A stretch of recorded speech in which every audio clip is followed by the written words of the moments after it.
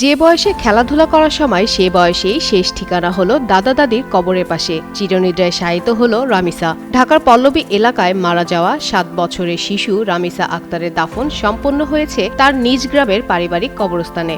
বুধবার রাত 9টার দিকে এশার নামাজের পর জানাজা শেষে মুন্সিগঞ্জের সিরাজদি খান উপজেলার ইছাপুরা ইউনিয়নের মধ্যম শিয়ালদি গ্রামের কবরস্থানে তাকে দাফন করা হয়। জানাজা অনুষ্ঠিত হয় স্থানীয় বায়তুল আমান জামে মসজিদের আঙ্গিনায়। আত্মীয় স্বজন, স্থানীয় গণ্যমান্য ব্যক্তি ও এলাকাবাসীর উপস্থিতিতে পুরো এলাকার পরিবেশ শোকে ভারী হয়ে ওঠে। রামিসার এমন অকাল মৃত্যুতে স্বজনদের আহাজারিতে ভারী হয়ে ওঠে বাড়ির পরিবেশও। কি হয়েছে? মিনিস্টার ফ্রিজ কিনে হাম্বা জিতেছে। মিনিস্টার ফ্রিজ কিনুন, হাম্বা জিতুন, আরো আছে আকর্ষণীয় উপহার। এর আগে মঙ্গলবার সকালে রাজধানী পল্লবী এলাকায় একটি বাসায় এই নৃশংস ঘটনাটি ঘটে। পরে পুলিশ ঘটনাস্থল থেকে মরদেহ উদ্ধার করে সুরতহাল প্রতিবেদন তৈরি করে এবং প্রাথমিক তদন্ত শুরু করে।